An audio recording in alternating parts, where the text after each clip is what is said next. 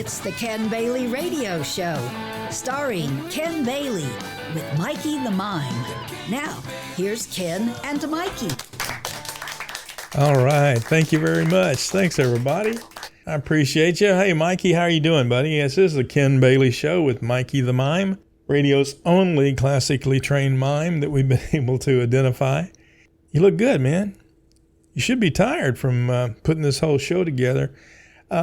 Guys, I want you to know that Mikey has really stepped up and taken over a much more of a producer role in the show, which, of course, I appreciate a lot. And he has really gathered some good calls for us today. We've sort of evolved into a call-in show, and our new cut line is the Ken Bailey Show with Mikey the Mime. We need to talk. And you can't have a talk show without talking, so we need to talk. And I hope you're out there listening to this. I hope you're listening to us on YouTube, actually. And if you are, we really could use your help in getting our show kicked off, really, if you could like us on YouTube and hit the subscribe button and the notification. It would be a great help to Mikey and I, and we'd really appreciate it. We have folks on the show today from Chicago and San Antonio and Houston and happy Arizona. I didn't even know there was a happy Arizona. So that's the kind of discovery that we make here on the Ken Bailey Show. And another discovery we've made is a young man named Brian Fruits, who's the director of the hit musical at the 80 Players at the George Theater here in Houston, and it's Smoke on the Mountain. And he's just done a terrific job. Brian opened the show here with the cast after 6 weeks of rehearsal, but before the show closes this weekend, he's on to his next directorial adventure. So we're going to talk to him on the road in Chicago here in just a couple of minutes. So that's going to be a lot of fun to hear some of Brian's experiences with that really great show. And then we're also talking with our friend Kim Carlisle will be on the show today from the Hollywood Prayer Network, and she's our regular contributor from that group. And we're going to have something from the Babylon Bee and just a couple other surprises that we're very excited about. So we're going to go talk to Brian right now, right, Mikey? Let's get him on the phone. Okay, we're visiting with Brian Fruits, the director of Smoke on the Mountain, which closes this weekend at the 80 Players, the George Theater, and we're excited to get to talk to the director. Hey, Brian, how you doing? I'm doing really well, Ken. Thank you so much for having me, and to all the listeners at home, welcome. Thanks. Where exactly are you? Currently, I'm born and raised and residing in Chicago, Illinois. So Okay. I'm born and raised residing in Chicago, Illinois. And you're rolling down the road somewhere?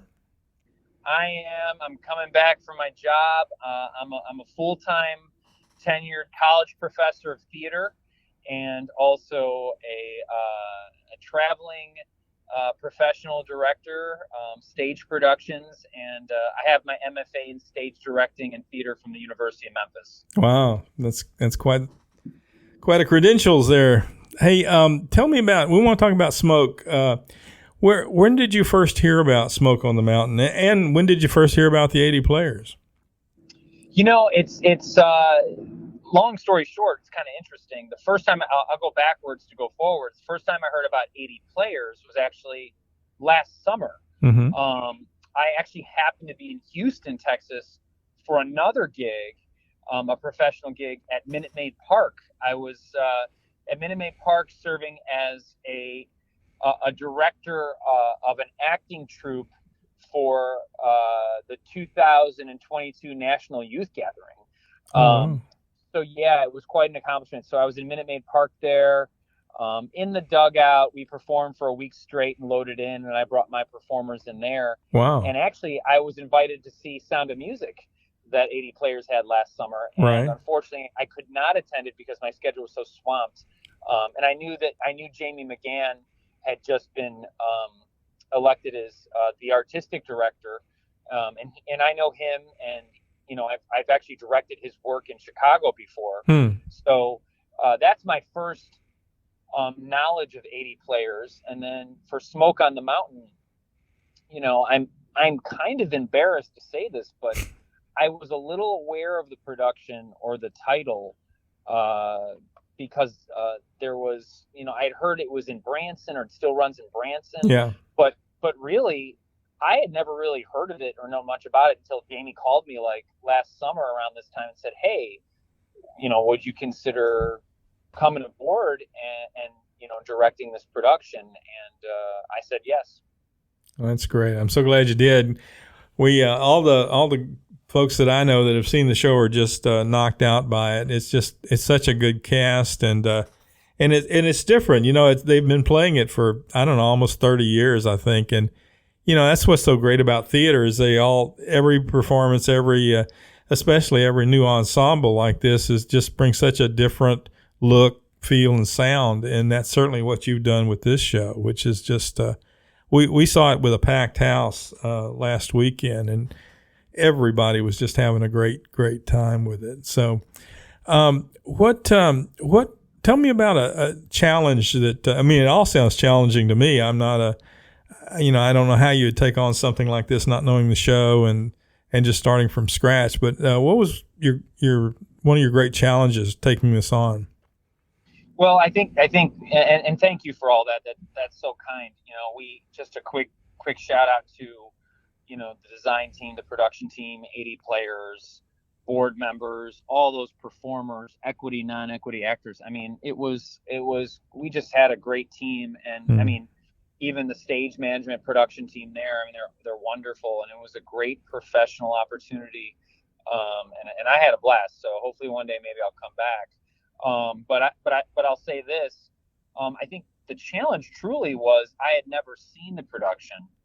I've directed shows that I've never seen, which I actually enjoy because it doesn't, everything in my opinion is copied and pasted and borrowed, especially in the arts. The hard part for me was I'd never seen it, and I didn't really have an attachment to the script or didn't know the history.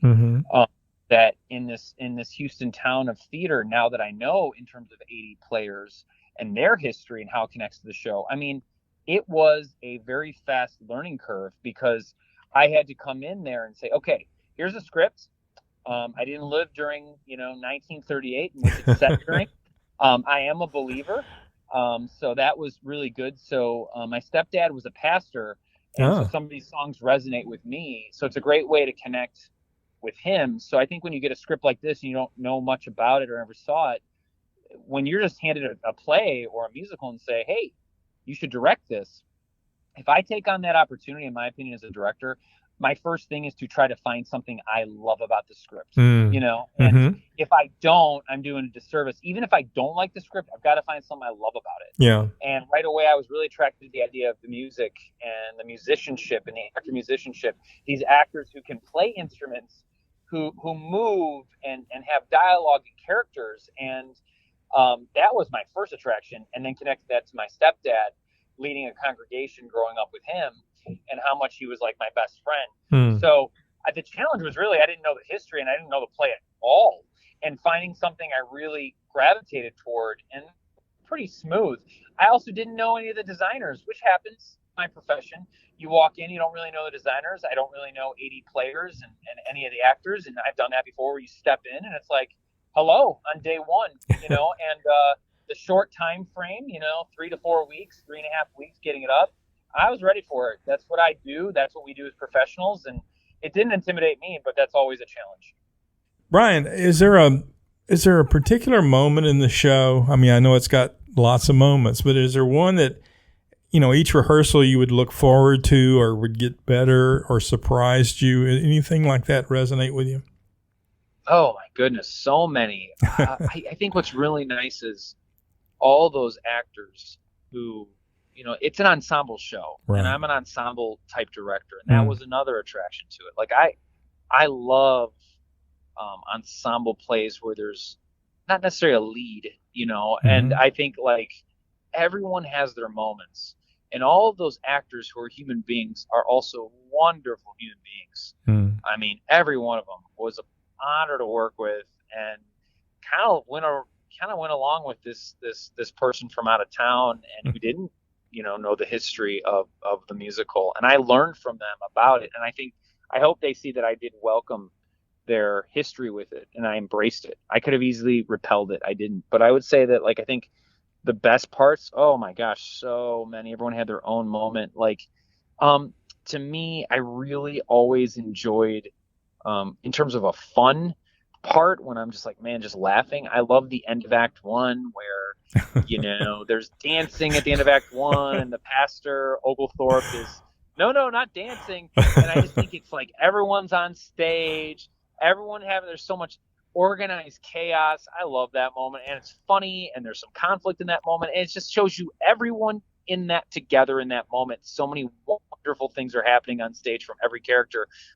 There's one of my favorite songs is The Filling Station. That's beautiful. I just love that song. Yeah. There's something about that song that, it's like you're looking dead center, and it's a family, the five of them just singing that song all in this diamond shape, all five of them all together. So something about that song just really resonated with me. I just love it. It's so catchy. I love it. I look forward to that every night. Like so many other things. I just love that song. Well, we're going to, we have folks here that are going to get one more weekend opportunity with this show, Brian, to see what you did and what the ensemble's doing, and the whole crew that are there and bringing this thing together, bringing it to the stage, and they're going to close. And that's always a kind of a sad time, especially with a hit like this. It's been so important to so many folks. So before we go, we're one of the things we do on this show, we're connected with we have a representative from the Hollywood Prayer Network. And so we ask, oftentimes when we interview people, we ask how we can pray for them. Is there anything special our audience could do praying for you about anything that's up? I really appreciate that. And I'll say two things.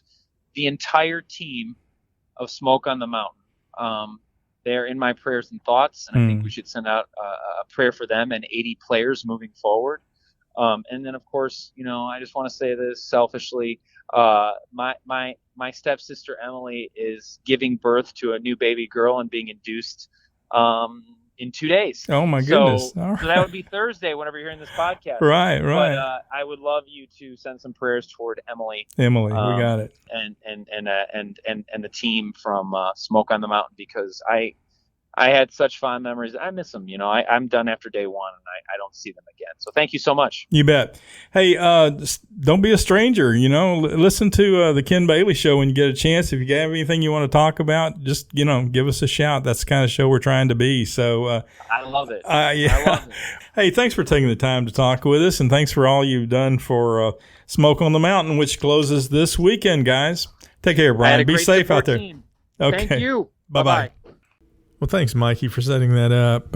It's great talking with Brian. I know that we're going to be talking with Gary Poland, one of those ensemble members that play all the different kinds of instruments that Brian was talking about a little later in the show. But right now, if you're interested in getting tickets while they last, literally, because this is closing weekend, if you go to thekenbaileyshow.com, there's a button on there that says Box Office. And that button will take you directly to the 80 Players at the George box office, and you can see about getting tickets. I really encourage you to do that. And another encouragement we have in our lives is Kimberly Carlisle from the Hollywood Prayer Network. Mikey, you ready to give Kim a call?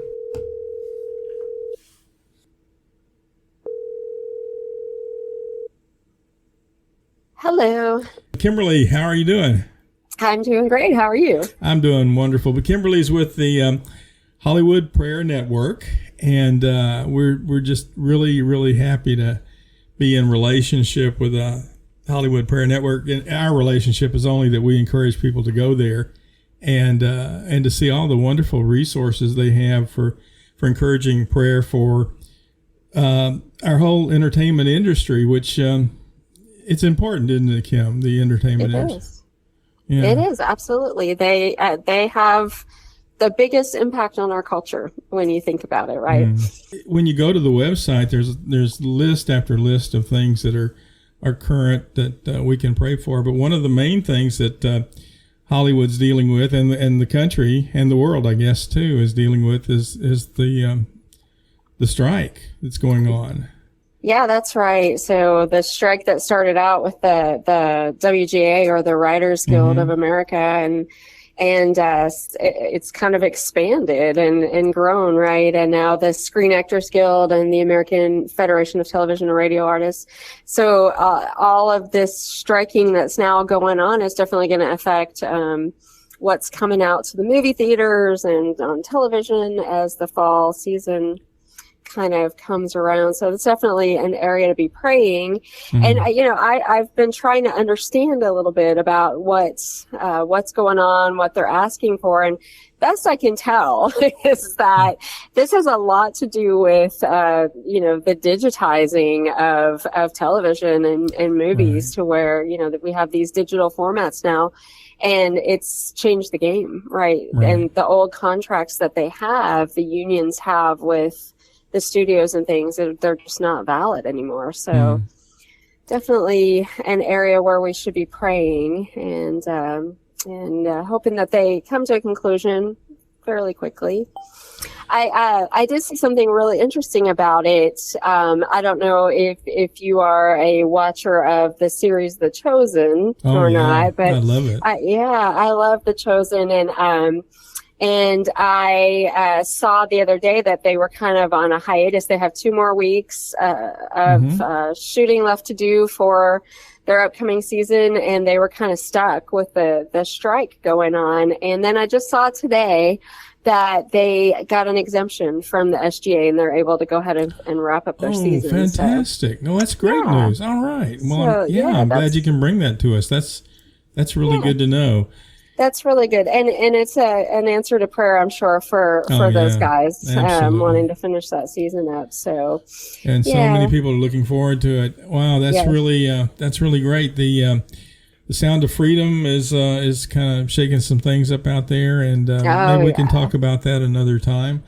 Definitely. The Jesus Revolution, saw that not too long ago. Very interesting. There's a lot to talk about with us. And, there is, and I don't know if you've noticed. I've noticed that these movies and these television shows that have that Christian foundation, they're getting better and better. Like, for a while you were like, oh no, okay, this is kind of low budget, but these are really popular, and they of course bear an important message, and it's good that they're becoming these strong movies and television shows that people are interested in and wanting to see. So couldn't agree more. Important. There's kind of been a spirit of fear, I think, because they were so cookie cutter. You could start one off, the older kind, and they're almost interchangeable, like early Ford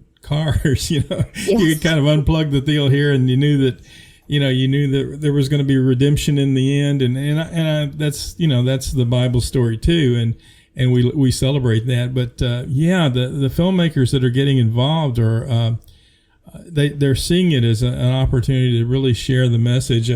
My wife Patty's just reading a script that her Christian theater company is going to be doing next year, and just the fact that the way the playwrights are writing now with so much truth and impact and honesty, it doesn't have to be.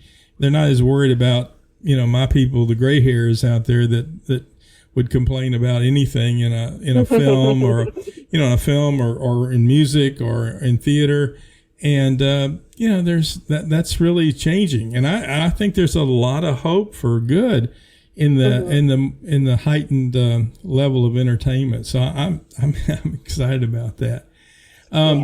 We Kim, as you know, our folks can go to the KenBaileyShow.com, and there's a link there to go directly to the Hollywood Prayer Network, or of course they can skip the KenBaileyShow.com and go directly. What's the what's the web address for? Remind us what the web address is for the Hollywood Prayer Network. It is HollywoodPrayerNetwork.org. Pretty easy to remember. Couldn't be easier. All you got to get that org on the end, and you got it. Hey, That's right.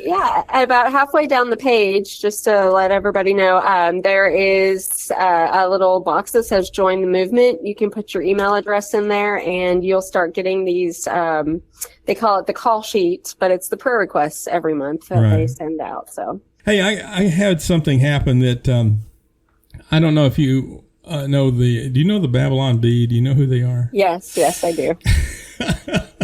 Well, some of the folks I were talking about, I don't know how all this is going to go along, but I talked to them the other day, and they've graciously allowing us to rebroadcast some of the things that they're doing as part of our show. So we want we want a dialogue. We want to dialogue with folks, and we want to hear what people are thinking and what they're praying about, and how we can pray for them too. So, at the Ken Bailey Show, it's we're just kind of finding our way like everybody else, and we're so directed by our callers and the people that contact us. So all the way from some pretty serious things to the Babylon Bee, and we're getting excited about what God's doing with this little program. So and we're excited you're a part of it, Kim, and we can't wait to talk to you again. All right. Sounds great. Okay. I appreciate it. Hey, how can we pray for you personally? Anything going on that we can pray for you? Oh, I've just got a really busy couple of weeks ahead, so that would be something. That's great. And I'm going to be praying for your show because I think it's just amazing what you're doing here, and incorporating some of that stuff in sounds like a lot of fun. So I'm happy to be a part of it. Thank you, Kim. All right, Kimberly Carlisle, everybody, say bye and pray for her week as we let her go. You take care. Bye bye. Thanks. Bye bye. And we don't have Walter and Cronkite aren't on the show today with topical ointment, so we're doing something a little different with topical ointment. And actually, this was I'm not going to blame this one on you, Mikey. This was more my idea than yours, even though I know they're a real favorite of yours. So here's topical ointment with something a little different. We've asked Mikey who is his favorite source of news, and what did you tell me, Mikey? Yeah, that's right, Buzz. Yeah, the bee. Yeah, that's right. He loves the Babylon Bee. And we're so excited because the folks over at Babylon Bee have said it's okay for us to use one of their stories for our topical ointment today. And this one's from Galatia. It reads, a local follower of the new religious sect known as Christians expressed frustration after a letter from the Apostle Paul arrived notifying the group of believers that circumcision is not a requirement to be a member of the church. Would have helped a lot to have known this a few days ago, says Lucius, a recent convert to the faith. I became a believer in Jesus Christ last week, and I was gung-ho about doing everything I could to show how serious I was about changing my life. These Jewish guys told me if I really wanted to belong, I needed to get circumcised. Now we get a letter from Paul saying it's not required. Okay, if you want to read the rest of the story about Lucius or any of the other articles that the Babylon Bee is putting out there for us, you can go to thekenbaileyshow.com. There's a button there with a bee on it, with their logo on it. You hit that, and it'll take you to this article. Now, look, I know before you start writing letters and comments, I know the Babylon Bee is not for every believer. I've always enjoyed what they do, and I think they perform a service for believers in the church because they help us to think about things. I mean, when you think about this situation with Lucius, they think about, well, what happens if it's really real? And if you're a believer, you choose to believe that what the Bible says really happened. It happened. It's not, it's not fantasy. It really happened. It's history.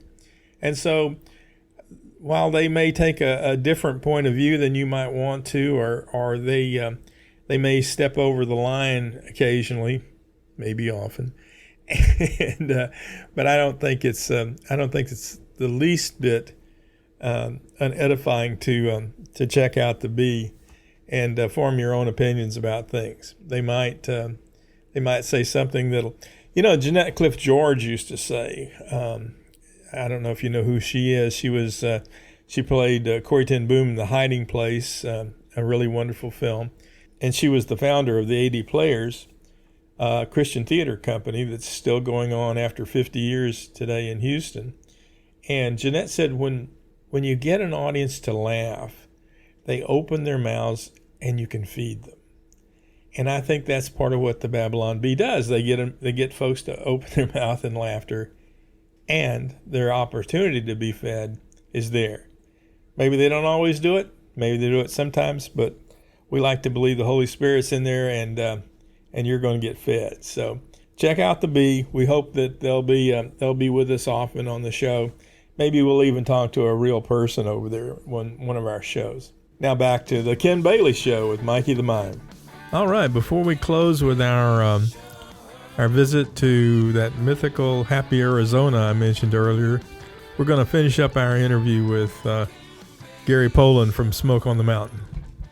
All right, we're excited to have Gary Poland back with us on the show. We talked with Gary on a couple of shows back, and he was getting ready to step onto the stage and Smoke on the Mountain, and we got to see it this last weekend, and they're closing this coming weekend. So this is your last chance to get out there and see this amazing show with just a great ensemble cast. And Gary, you just knocked us out with your music this time. Your voice was just like butter, Well, thank you. I appreciate that. I know you're struggling right now with a little sinus condition, so maybe you won't sound quite as lovely as you did on stage last weekend. We have to power through it, So. Yeah. How many instruments do you play in the show?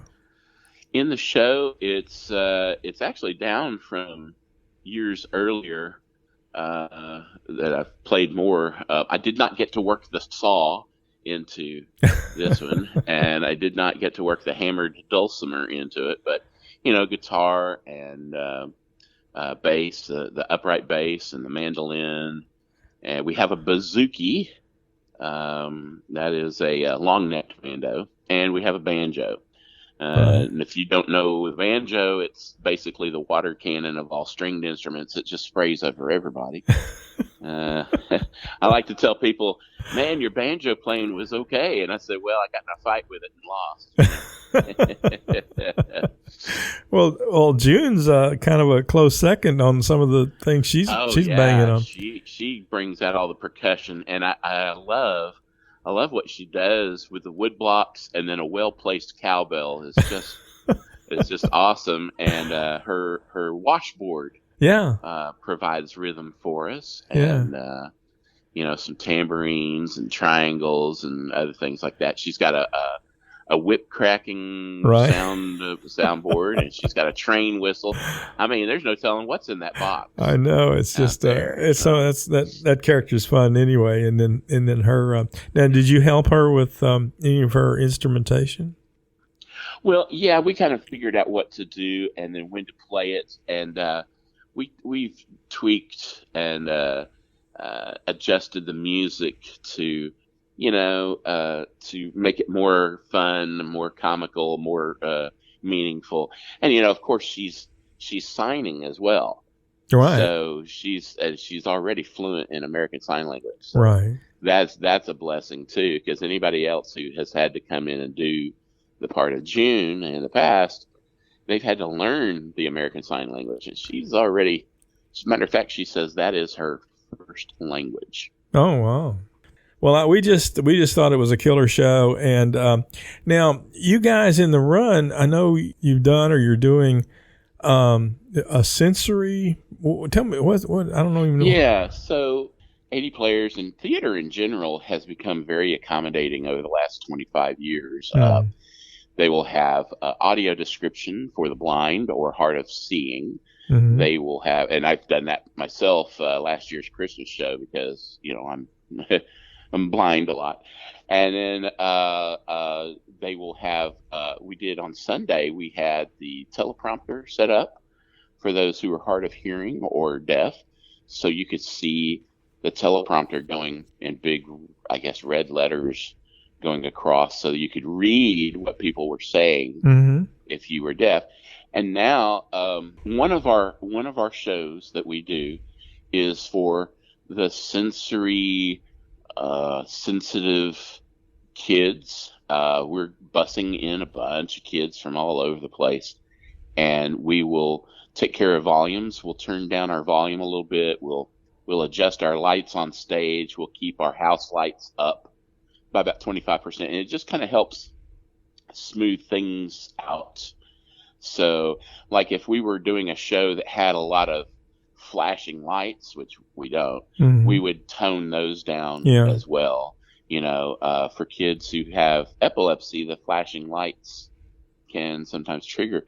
So we do a sensory show, and that's pretty cool. That's very cool. It's so great that the theatrical community is so sensitive to that and making that available, just to make theater for everyone. I know that's what everybody on those stages wishes, that everyone could get to experience. And after seeing Smoke on the Mountain, we're 100% on that. Is that we just hope that everybody gets to see it. There's this weekend you'll have a Thursday show and a Friday show, and then are doing Saturdays? 2 on Saturday, 2:30 and 8. Okay. And then Sunday at 2:30. And that's your last show. Yeah, and that's it. Hi, you've reached First Happy United Community Church, the happiest church in Happy, Arizona, where we are putting the fun back in Fundamentalist. This is Marge, the volunteer. How can we make you a little happier today? Hi, Marge. This is Ken Bailey with Mikey the Mime and the Ken Bailey Show. Can you connect us with your pastor? Happy to. While I'm connecting you, please enjoy this song by our happy choir while you are on hold.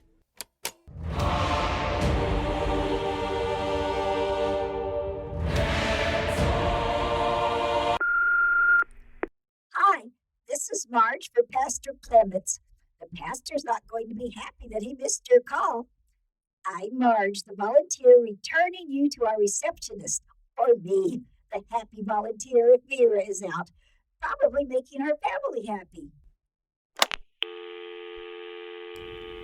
All right, this is Ken Bailey from Mikey the Mime, hoping that your week is as happy as Marge's, and that you like and subscribe on YouTube for us. And don't forget to let your light so shine before men that they may see your good works and honor our Father in heaven.